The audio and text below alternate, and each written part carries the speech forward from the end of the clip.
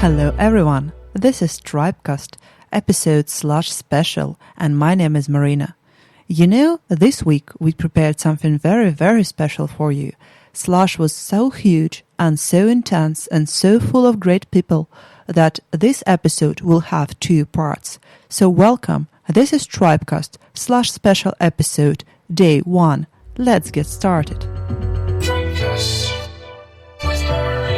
Hello, Kalle. Thank you very much for having time for this interview. Please introduce yourself to our listeners. Hi, thanks for having me. So my name is Kalle Salmi. I'm the founder and CEO of Kodit.AI, the leading instant home buyer in Europe. About myself, I'm an entrepreneur.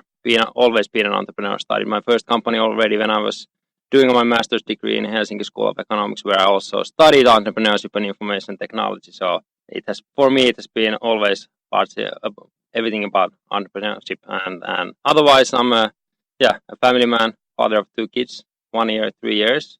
It makes life even better and funnier and pretty hectic sometimes. So could you please explain what exactly Kodit is doing?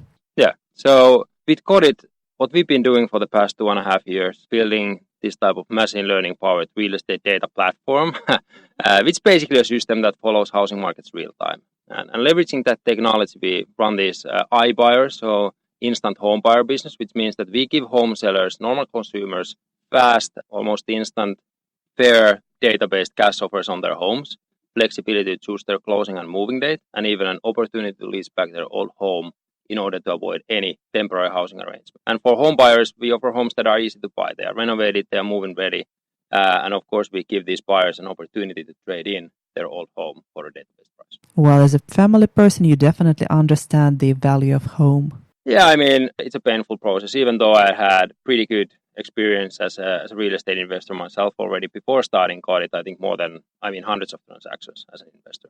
I kind of like this idea really hit me when I was moving to buying a new home to us when my wife was pregnant for our first child. And even though I was quite well positioned to kind of handle all that, it was still a huge pain, super inconvenient, pretty frustrating at times. Got my answer, thank you. About entrepreneurship in general, you mentioned that you have the business education. Do you believe that one needs a degree to start a successful business?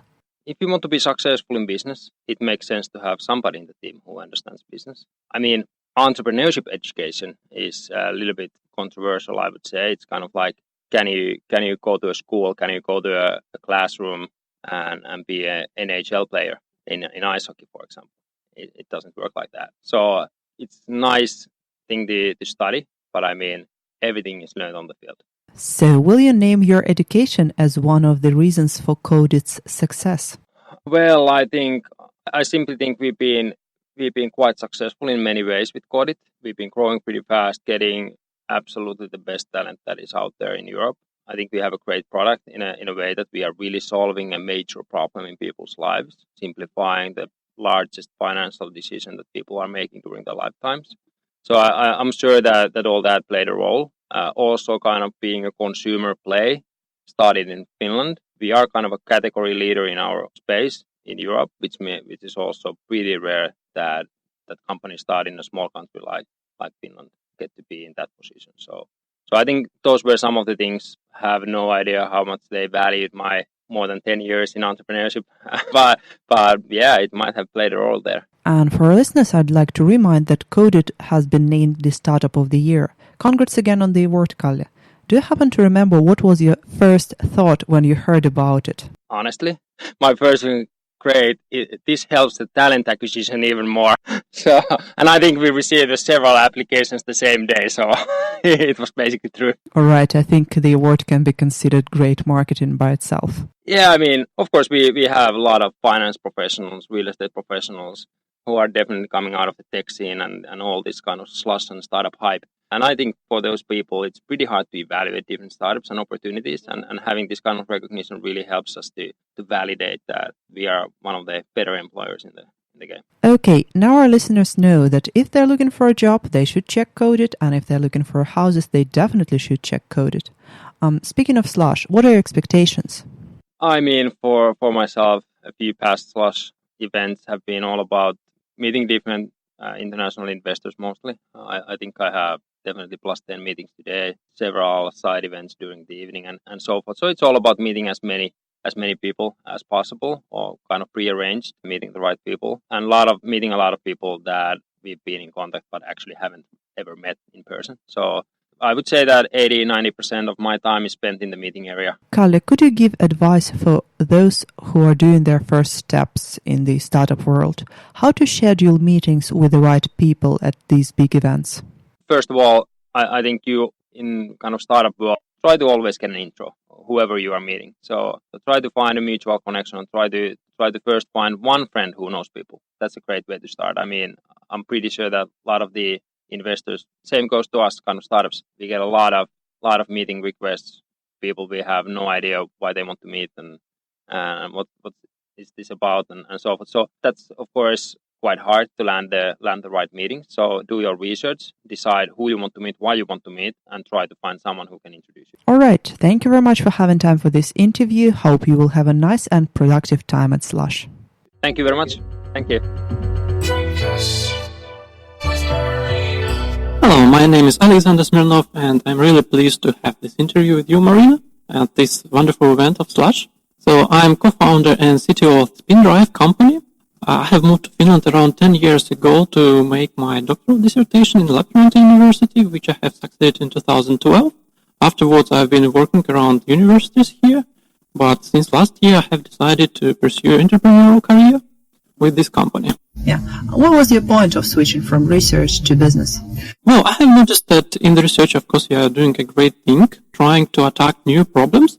But when you really want to see how you are making impact to everyday life of other persons or maybe other companies or technology, then the fastest way to do that is through startup. Right. I really, really like this thought. I don't know if you were watching the opening words.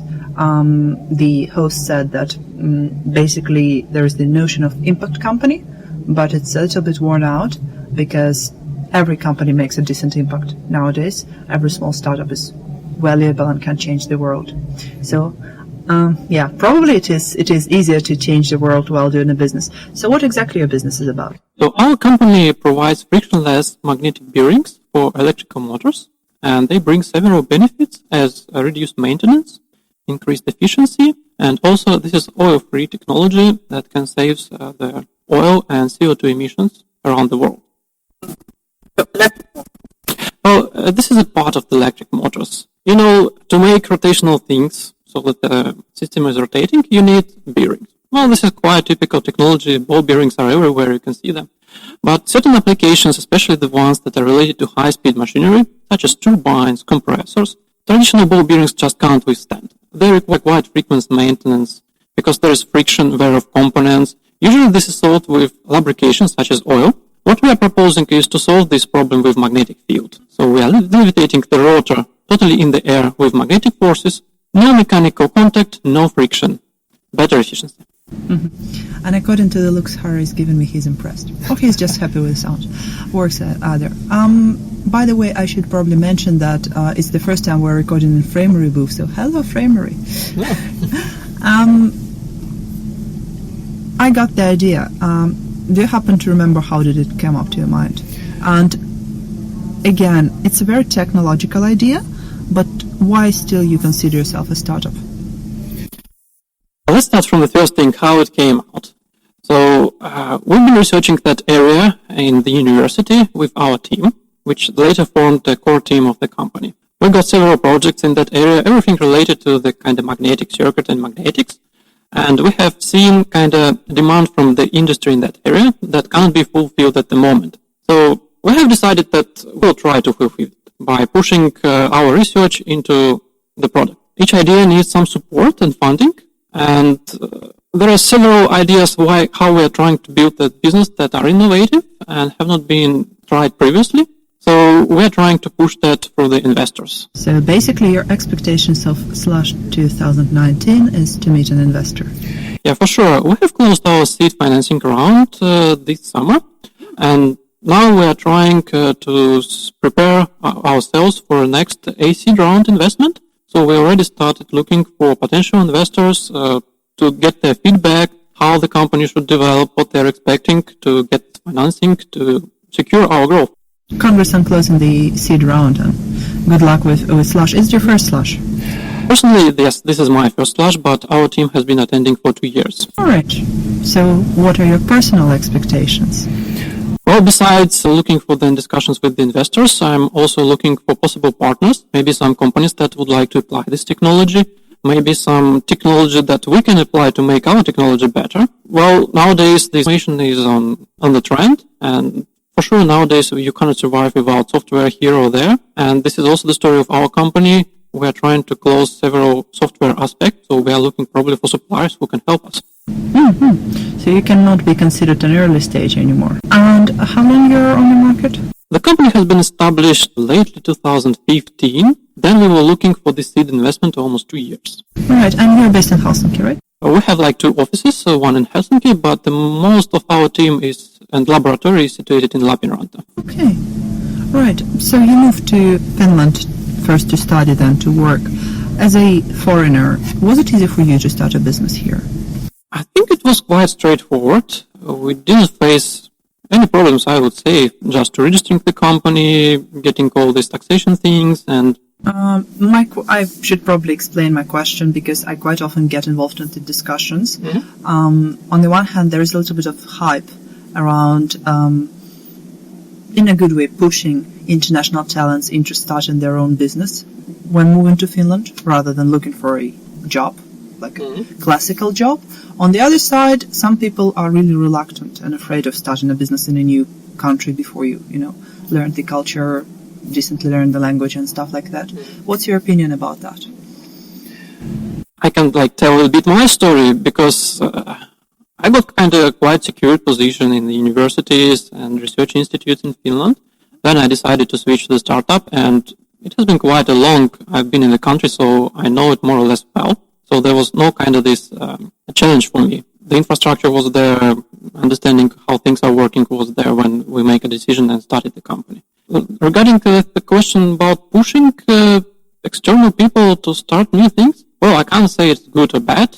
Probably it's a kind of challenge that you have to accept by yourself, if you're eager to do that or not. At least I do not feel or didn't feel in my experience any such push that was strictly like, you have to do that. Of course, nowadays everyone is talking about entrepreneurial mindset. This is educated at universities, but then you have your own choice. You can persuade this totally on yourself by establishing a company. You can do internal startups in the big companies, and it's always a good thing when you learn how to pitch and promote yourself. It helps you both in your own personal life and your career. Is it a big company or a small company or a startup? How do you choose, Slush is super big, how do you choose the people to talk to?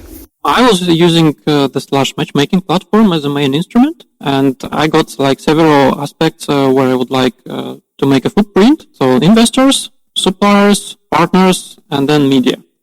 Every startup should make some noise about themselves to promote their ideas, because the more people you know about you, the more contacts you get, so you get the better contacts out of that. You have better possibilities and more choice. If no one knows about you, well, you can do nothing.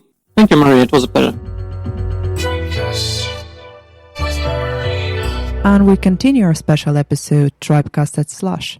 By the way, I reckon that Slush is the perfect place to talk to people and companies you have heard of, but have never met personally. Let me introduce one of those to my dear listeners. Hello, Margret Juliana. Thank you very much for joining our episode. Yes, hi. Thanks for having me. My full name is Margret Juliana Sigurdardottir. I don't blame you for not saying the surname, which is a challenge for everyone. I am the CEO and co-founder of Mussila, and we are the developers of Mussila Music School.